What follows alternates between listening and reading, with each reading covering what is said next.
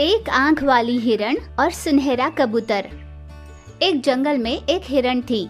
बचपन में ही उसके साथ एक हादसा हुआ था जिसमें उसने अपनी बाईं आंख खो दी थी और वो अपनी दाईं आंख के सहारे ही गुजारा करती थी। देखा जाए तो जंगल के सभी जानवरों को इस एक आंख वाली हिरण के प्रति दया भावना थी। यही वजह थी कि एक आंख वाली यह हिरण जब भी जहाँ भी जाती, जिस किसी के भी रास्ते आती, सभी उसी को प्राथमिकता देते थे। यूं जंगल में सभी जानवरों से मिलने वाली दया भावना का उस एक आंख वाली हिरण ने गलत मतलब निकाला। उन सभी से मिलने वाली प्राथमिकता और दया को वो खुद का अपमान और मजाक समझती थी। इसीलिए कोई भी उस पर दया कर उसके पूछे बिना ही उसकी मदद करने की कोशिश करता तो हिरण झट से उसे मना कर देती। ऐसी इस एक आंख वाली हिरण की दोस्ती उसी जंगल में रहने वाली सुनहरे कबूतर से थी। इसीलिए वो हर रोज अपना आहार ढूंढने निकलने से पहले अपनी एक आंख वाली हिरण दोस्त के पास आता। दोस्त, सवेरा हो गया है, क्या हम आहार लेने चले? हाँ दोस्त, जरूर। तुम हमेशा की तरह मेरी पीठ पर बैठ जाना और मुझे रास्ता दिखाना। हम पूरा जंगल घूमकर आहार ढूंढेंगे। यूं हिरण के कहते ही सुनहरा कबूतर तुरंत उड़कर उसकी पीठ पर बैठ जाता।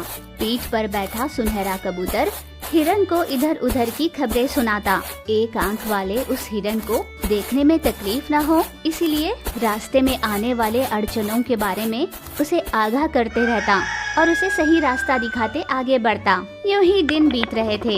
एक दिन एक खरगोश सुनहरे कबूतर के पास आया। सुनहरे कबूतर, कई दिनों से तुमसे एक सवाल पूछना चाहता था। हमारी तरह ही तुम्हें भी उस एक आंख वाले हिरण को लेकर दया भावना है ना? और सिर्फ उस दया भावना की वजह से ही तो तुम हमेशा उसके साथ रहते हो ना? पर हम भी उसके साथ तुम्हारी ही तरह रहना चाहते हैं, पर ना जाने क्यों वो हमारी बातों का गलत मतलब लेती है और हमसे हमेशा दूर रहती है। मुझे ये नहीं समझता कि वो तुम्हें कभी गलत क्यों नहीं समझती। दोस्त, जैसा तुम सब सोच रहे हो, मेरे मन में मेरे दोस्त के प्रति ऐसी कोई भावना नहीं, बल्कि वो मेरी उसके लिए दोस्ती है और वो मेरी जिम्मेदारी है। शायद इसीलिए वो मेरी बात समझती है। सच कहूँ तो भगवान हर किसी में किसी न किसी चीज की कमी रखते हैं। उस कमी से उभरकर अपने अंदर हिम्मत लाने के लिए ही तो वो ऐसी कसौटी रखते हैं। पर जिसमें ये कमी होती है या किसी में कोई इस कमी को देखता है तो उस पर दया करने लगता है। ऐसे में ऐसी दया भावना उस जीव को दुख पहुंचा सकती है जिसमें कोई कमी है।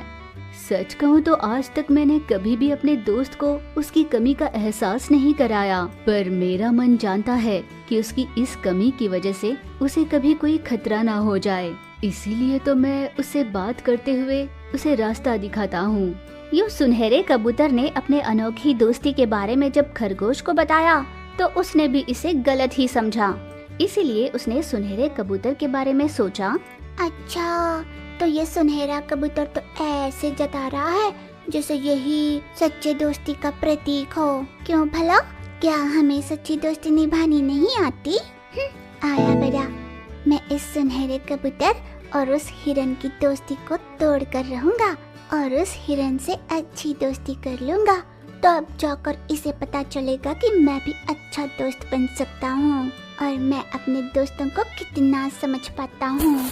ऐसा खरगोश ने मन ही मन तय कर लिया और ये सोचने लगा कि ऐसा क्या किया जाए जिससे हिरण सुनहरे कबूतर से नाराज हो जाए। इसी मौके का वो इंतजार करने लगा। फिर एक दिन उस खरगोश को ऐसा एक सुनहरा मौका मिल ही गया। एक दिन सुनहरा कबूतर आसपास नहीं था। एक आंख वाली हिरण अकेली ही घास चर रही थी। तभी खरगोश उसके पास गया। क्या बात है दोस्त, आज तुम्हारा सुनहरा कबूतर दोस्त तुम्हारे साथ नहीं, तुम अकेली यहाँ आई? मुझे भला मेरे दोस्त का साथ क्यों चाहिए होगा खरगोश? ये जगह मेरे लिए नई तो नहीं? हाँ, नई जगह तो नहीं है।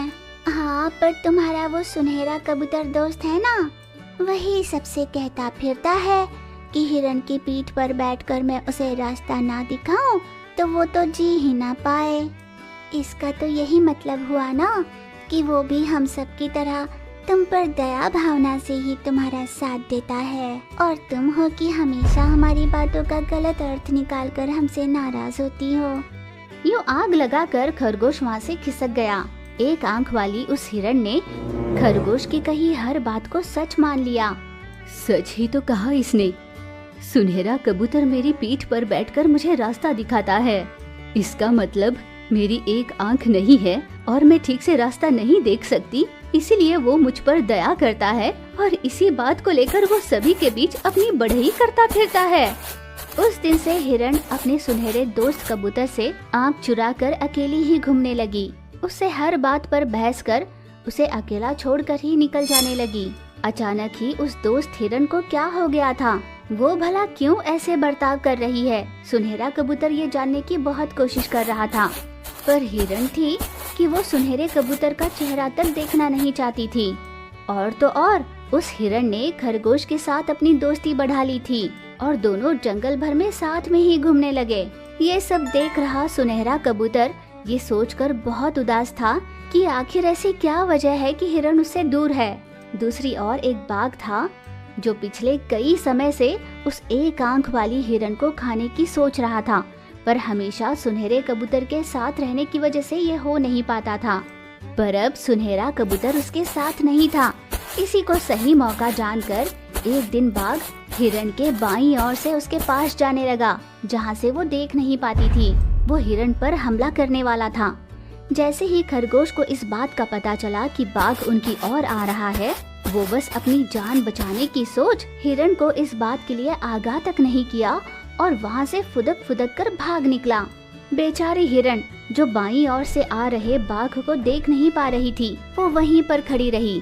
पर तभी ना जाने कहां से पर सुनहरा कबूतर उड़कर हिरण के पास आया। उसकी पीठ पर बैठकर दाईं ओर से आ रहे उस खतरे के बारे में बताते हुए, दोस्त, दाईं ओर से बाघ अपनी ओर आ रहा है, जल्दी से बाईं ओर मुड़ जाओ।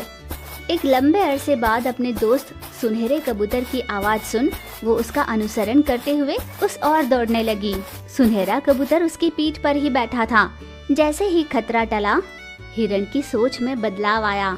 दोस्त, अगर आज तुम मेरे साथ न होते तो मेरी जान ही चली जाती। सच कहूँ तो उस खरगोश की बातों में आकर मैंने तुम्हारी दोस्ती पर शक किया और तुमसे दूर हो गई। खतरे को हमारी ओर आते हुए देखकर खरगोश ने सिर्फ अपनी जिंदगी की सोची। उसने कम से कम मुझे आगाह तक नहीं किया।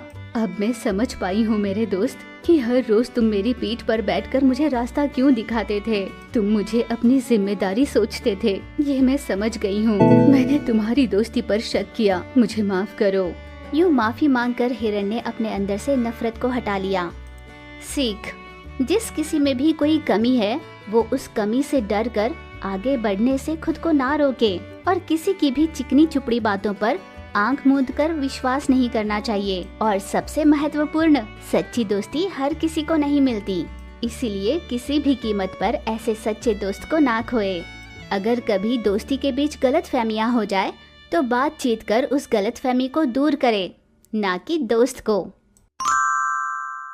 एक जंगल में मैथिली नाम की एक कबूतरी रहती थी। वो उस जंगल में ज्यादा किसी से बात नहीं करती थी, पर ऐसा नहीं था कि वो उस जंगल में किसी को जानती नहीं थी। मैथिली के दादा परदादा उसी जंगल के रहवासी थे, पर फिर भी मैथिली उस जंगल में सभी से मिलजुल कर बात करना, चेहरे पर झूठी मुस्कान लाकर झूठा दिखावा करना पसंद नहीं करती थी।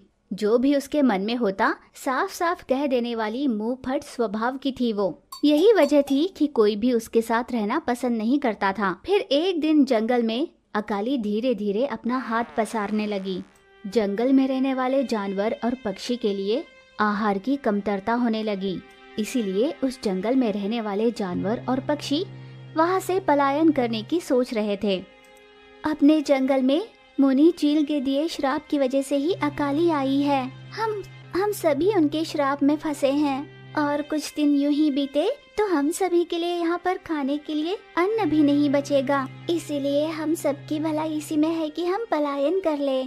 यूं मैथिली ने अपना पक्ष रखा। तब शेर राजा ने कहा, सही कहा, पर मैंने पड़ोसी राजा से बात कर ली है। उनका कहना है कि हम जिस मुनि चील के श्राप के चलते इस अकाली का अनुभव कर रहे हैं, कहीं इसका दुष्परिणाम उनके जंगल वासियों पर ना पड़ जाए। इसलिए वो हम में से किसी को वहाँ रहने की अनुमति नहीं दे रहे। मुझे नहीं लगता हमें कहीं भी आसरा मिलेगा। ऐसे में हम सभी के पास इसी जंगल में रहने के अलावा और कोई चारा नहीं। यूं शेर राजा ने सभी को सच्चाई से अवगत कराया। पलायन कर जीने की भी कोई उम्मीद न होने की वजह से जंगल के सभी जानवर बहुत उदास हो गए। दूसरी ओर मैथिली जंगल के दूसरे ओर एकांत में बैठे कुछ सोच रही थी। लगता नहीं कि जंगल में अकाली इतनी जल्दी खत्म भी होगी। ये ऐसा ही चलता रहा तो इस जंगल में कोई नहीं रह पाएगा। क्यों न मैं अपने सुनहरे जादुई अंडे से इस विषय में कोई सहायता मांग लूं। यूं उसने मन में सोचा ही था कि जादुई सुनहरा अंडा उसके सामने प्रकट हो गया। मैथिली ने जैसे ही उसे देखा उसने आश्चर्यचकित होकर उससे पूछा, मेरे दोस्त जादुई सुनहरे अंडे, मैं अभी बस तुम्हारे बारे में सोच ही रही थी और तुम यहाँ आ गए। तब उस जादुई सुनहरे अंडे ने उससे कहा, इसमें चौंकने वाली क्या बात है दोस्त, तुम मेरे बारे में सोचो इतना ही काफी है। मैं वहाँ प्रकट हो जाऊंगा, खास कर मुझे बुलाने की कोई जरूरत नहीं। अब बताओ क्या बात है कि तुमने मुझे याद किया। दोस्त के प्यार से पूछने पर मैथिली ने कहा, क्या बताऊं दोस्त, हमारे जंगल में सूखा पड़ा है। कुछ साथियों का ये कहना है कि चील मुनि के श्राप की वजह से ये हुआ है, फिर औरों का कुछ और ही कहना है। इसीलिए जंगलवासी पलायन करने की सोच रहे थे, पर बाकी जंगल वाले हम में से किसी को वहाँ रहने की अनुमति नहीं दे रहे और हमारा यहाँ रहना मुश्किल होता जा रहा है। कबूतरी से सारी बात जानकर सुनहरे जादुई अंडे ने कहा, तुम जो कह रही हो वो बिल्कुल सही है दोस्त। इस जंगल पर एक मुनि का श्राप है और वो इतनी जल्दी खत्म होने वाला नहीं है। इसीलिए मैं तुम्हारे लिए एक सुंदर से जंगल का निर्माण करूंगा। उस जंगल में आहार, आनंद और आरामदायक जीवन जीने के लिए किसी चीज की कमी नहीं होगी। बस आज रात के लिए तुम आराम से सो जाओ। यूं सुनहरे जादुई अंडे ने कहा। अंडे के कहे अनुसार मैथिली अपने घर जाकर उस रात आराम से सो गई। जब उसने सवेरे आंख खोलकर देखा तो वो एक भव्य से इंद्र भवन में थी जो किसी नए मनोहर जंगल में था। तब जादुई सुनहरा अंडा उड़ता हुआ उसके पास आकर बोला, अरे दोस्त, तुम उड़ गई। देखो ये मनोहर सा जंगल मेरी ओर से तुम्हारे लिए उपहार है। यहाँ तुम्हें किसी चीज की कोई कमी नहीं होगी। अगर तुम्हें किसी और चीज की भी जरूरत हो तो बता दो, अभी इसी पल तुम्हारे कदमों में लाकर रखूंगा। ये सुनकर मैथिली ने जादुई अंडे से कहा, तुमने मेरे लिए इतने सुंदर जंगल का निर्माण किया, क्या इसी तरह तुम उस जंगल में रहने वाले मेरे सहचर मित्र और मेरे जंगल वासियों को यहाँ पर ले आ सकते हो? इतने बरसों से हम सभी साथ में रहे हैं, अब जब वे इतनी तकलीफ में हैं, मैं अकेली इतना सारा सुख कैसे भोग सकती हूँ?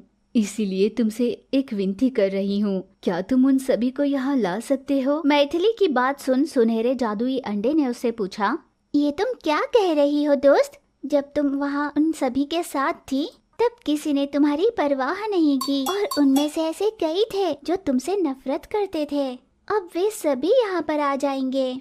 हाँ, आ जाएंगे तो क्या हुआ अगर आ जाएंगे? मुझे नापसंद करना ये उनका निजी मामला है, पर यहाँ रहकर जिन सुविधाओं का मैं इस्तेमाल करूँगी, मैं चाहती हूँ कि वे सभी भी इसका आनंद उठाए। ये मेरी मर्जी है, बस इसलिए मेरी एक सहायता कर दो। जादुई सुनहरे अंडे ने जो परीक्षा रखी उसमें मैथिली अव्वल आई थी, इसलिए जादुई सुनहरा अंडा तुरंत उस जंगल गया जहाँ सभी जानवर सूखे में बेहाल हो रहे थे। उन सभी को जादुई अंडा उस नए जंगल में अपने साथ ले गया। तब जंगल के राजा शेर ने मैथिली को देख उससे कहा, मैथिली, हमने कभी नहीं सोचा था कि तुम इतनी उदार हो। हम में से किसी ने भी तुमसे कभी सीधे मुंह बात नहीं की, और वैसे भी तुम्हारा मुंह फट होना कईयों को पसंद भी नहीं है। इसीलिए सभी तुमसे किसी दुश्मन की तरह किनारा कर रहते हैं, पर फिर भी हम सभी को तकलीफ में देखकर जो सुख सुविधा केवल तुम्हें मिली थी, उसका आनंद तुमने अकेले ही ना लेकर हम सभी को अपने साथ रखना चाहा। इसलिए आज के बाद तुम्हारे इस जंगल का शासक मैं तुम्हें ही घोषित करता हूँ। तुम्हारे नक्शे कदम पर ही हम सब चलेंगे। यूं जब शेर राजा ने कहा तो उसकी बात सुन जादुई सुनहरा अंडा बोला, ऐसे कैसे हो सकता है वनराज? शासक तो वही हो सकता है जो अपने निष्पक्ष नेश विचारधारा में सभी को चला सके। ऐसे ही नायक को तो सभी पसंद करते हैं।